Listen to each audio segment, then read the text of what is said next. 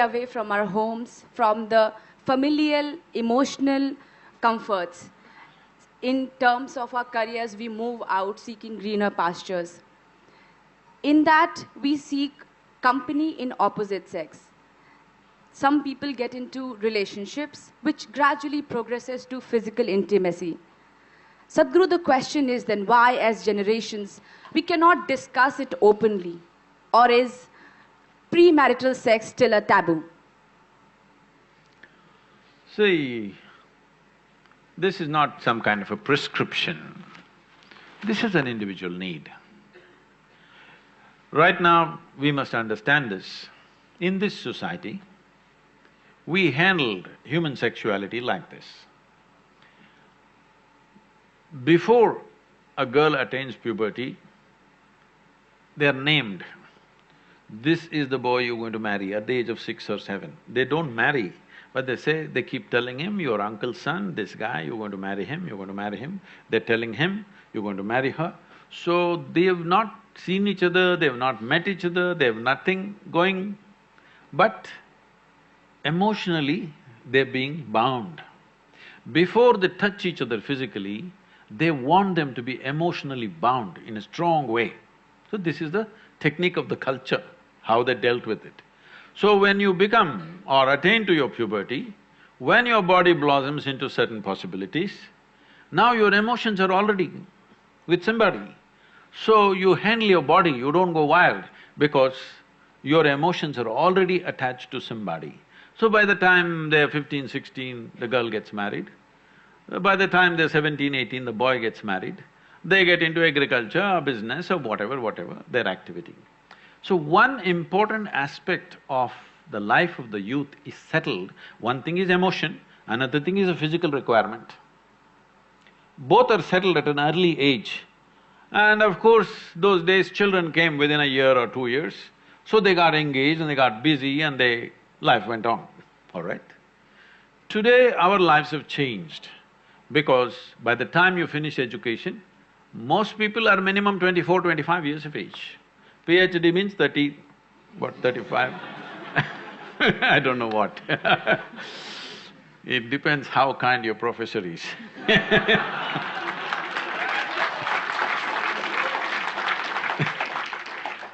So, let us say average education time is 25 years of age.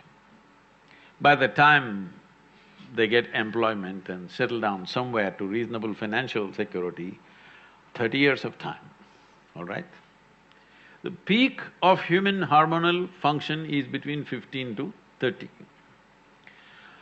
You're not teaching people some ascetic way to live. You're not giving them some sadhana that they're transforming their energy into some other possibility and attaining to something else. There is no such thing. And there's close proximity with the opposite sex. If you don't want to address it, then you will create an unhealthy society, very unhealthy society, which unfortunately is finding expression in violent ways in our society because we've not addressed the fundamental needs of a human being. First thing is nourishment. If nourishment is taken care of, you must understand, nourishment is survival. Once survival is taken care of, naturally the species, this is not even individual, the species that you are is longing to reproduce. This is how it's built. It's longing to reproduce because this is survival of the species. If people don't reproduce, there is not going to be human race, isn't it? So, your body and your mind plays many tricks and how when you look at somebody, you suddenly think they're the most beautiful, suddenly you think they're the most fantastic, you will discover later many things. But initially, everything is clouded. See, I'm telling you, let's say you are 10, 12 years of age, you looked at people, they're quite normal. Suddenly you became 14, every little bump on somebody's body is a world by itself simply because your hormones begin to influence everything. In a way, your intelligence is hijacked by your hormones. Now, this is not to be judged as bad or good, this is a natural process. There may be a few people who will go beyond that. It's fantastic for them if they can go beyond that. They're not compulsive about it, they went beyond it, fantastic for that person. But you expect the whole society to go beyond it, you're just stupid. Such a thing doesn't happen. So, definitely the debate of when and how sexuality should happen has to come in. But now, we are still having a certain cultural aspects to us that we are an emotional lot. We are still an emotional lot. People suffer immensely when things happen without the needed emotions. A whole lot of people at least. There may be a few people who are above that, but a whole lot of people suffer.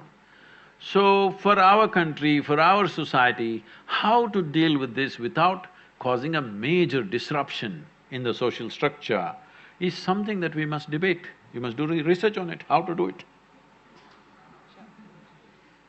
Sadhguru, though I get a little hint of the answer